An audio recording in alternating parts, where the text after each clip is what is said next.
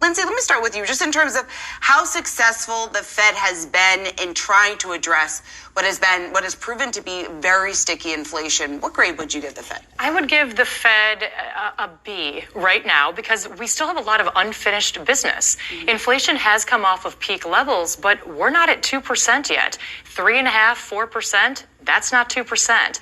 And the last 100, 200 basis points is always the most difficult. So my concern is, while the Fed has done a good job opening up the table of potential policy moves to include rate cuts, should inflation continue, I don't want the committee to prematurely declare victory before we get to that 2%. So we can't just hope inflation continues to recede. We need to ensure a return to price stability. So, Vincent, too early to declare victory, but it seems like at least, and this is good for consumers and perhaps for the economy as well, that the Fed is at least winning the battle against inflation. So the grade is incomplete because they're not at their goal of price stability of 2%. Certainly the case. I think the key feature of 2023 about disinflation is it was actually a lot easier than they thought. Jay Powell admitted it at his press conference after this FOMC meeting. They went into it thinking it was going to be hard. Just listen to the succession of 2 Jackson Hole speeches he gave. And in fact, the unemployment rate is still below their estimate of the natural rate. Aggregate demand still has considerable momentum. So they got inflation down considerably without nearly as much pain as they thought, but they're not done. And the risk is the pain's to come. Shalom. Shalom. Call Halayim La, Yahweh Bahashim, Yahweh Shai, Bahashim Rakakwadash. Double honors to the elder apostles, the elders of Great Millstone as GMS. Peace and bless to the Akim and a few Akwat across the 4 winds. It's your brother Batamayan from Great Millstone Houston coming to you with a quick hit. You know, Lord willing, this lesson is edifying and exhorting to the hopeful elect. But yeah, I seen this title and it says Stock Market News Today, which this was Friday, December 15, 2023. Dow hits record high as stocks cap longest weekly winning streak since 2017. Now, we know that soon the economy is going to crash for those that are in the know.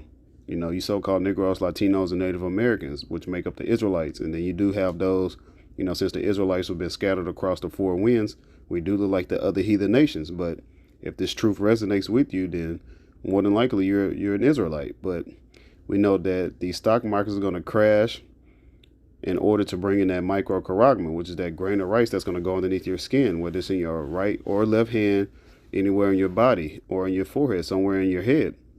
That's going to be the only way to operate in this upcoming system that Esau Edom, which is a self-proclaimed white man, is going to put before us.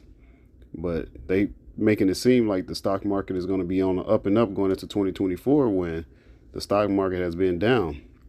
But they can fudge the data, which means they can play with the numbers, which is pretty much what they do anyway. You know, they make price of gold, silver, and etc., you know, increase, decrease, or however they feel, or stay stagnant. Because I know silver and gold doesn't typically decrease, but it may stay stagnant or whatnot. But, you know, they're going to play with these numbers to make sure that these Americans, you know, these modern day Babylonians, you know, America equals the virgin daughter of Babylon, or Babylon the Great, or that great city in the scriptures. You know, this place has a lot of different names, but they want to keep people at bay, you know, keep them at ease, even though they keep releasing movies to show you in times of how the lights are going to go out. You know, it's going to be checkpoints and, you know, ultimately thermonuclear ICBM missiles going to touch this place. But hey, you know, we're not ignorant of Satan's devices. Let me get that. 2 Corinthians chapter 2, verse 11, lest Satan should get an advantage of us, for we are not ignorant of his devices. You know, and the word ignorant means simply just to not know. You have to be in the know to know what's going on. You have to listen to the servants, the prophets, you know, mainly here at Great Millstone and the brothers that teach the likewise doctrine. You know, we're teaching and, you know, pushing forth this word, you know, from all aspects, you know, and we definitely want this place to fall soon. But the main precept that I really wanted to give was this one. 1 Thessalonians chapter 5, verse 3. For when they shall say, and who is they? That's Esau, Edom, the self-proclaimed white man, and the other heathen nations. You have, Hamites, which are the Africans. You have Moab, which is the Chinese, Ammon, which is the Japanese, the Japhetic people, the Polynesians, but all of them are tagging along with Esau, Edom. They don't want this place to be destroyed. Not only this place, but they don't ultimately want you so-called Negroes, Latinos, and Native Americans, you Israelites, to be in rulership, because they know once we get the rulership that they're done. It's no more coming back. They believe in their heart or in their mind that they will continue to rule, or someone else is going to be up next, like Moab, which is the Chinese. People are saying they're up next. No, they're not. The Negroes, Latinos, and Native Americans are up next. But 1 Thessalonians 5 and 3, for when they shall say peace and safety, then sudden destruction cometh upon them as travail upon a woman with child, and they shall not escape. So if you're not in the know, you're not going to be able to escape this judgment if you're not coming back to the law, statutes, and commandments of these scriptures, preaching and teaching this word. You able-bodied men, or having some form of help towards the churches or the camps. You got those out there still in 2023, 2024 that's still against camps. Hey, Yahweh Shah was in the camp.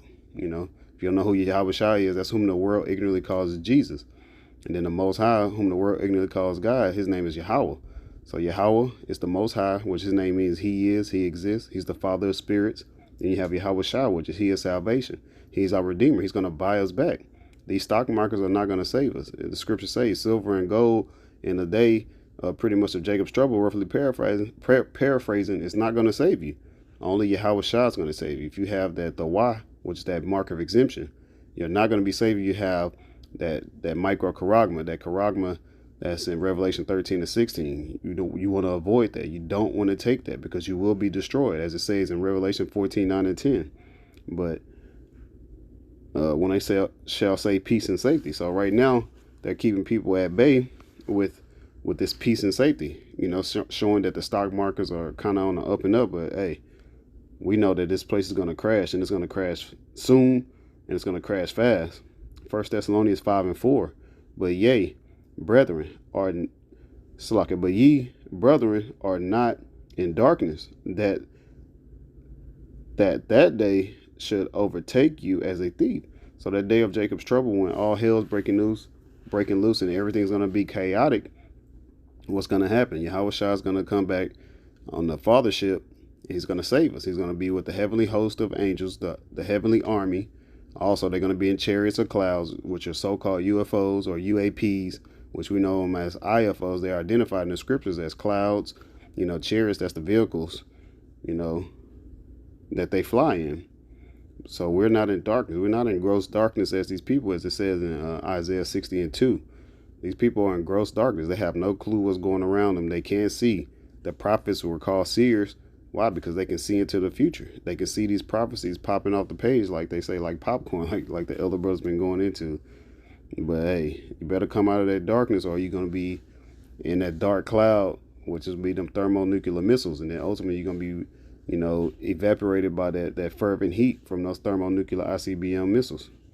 But that's pretty much all that I had on this. Lord willing, this was edifying and straight to the point. Call Halayim La, Yahweh, Ba'ashem, Yahweh Shai, Ba'ashem Kakodash. Double honors to the elder apostles, the elders of Great Millstone as GMS. Shalom to the hopeful elect.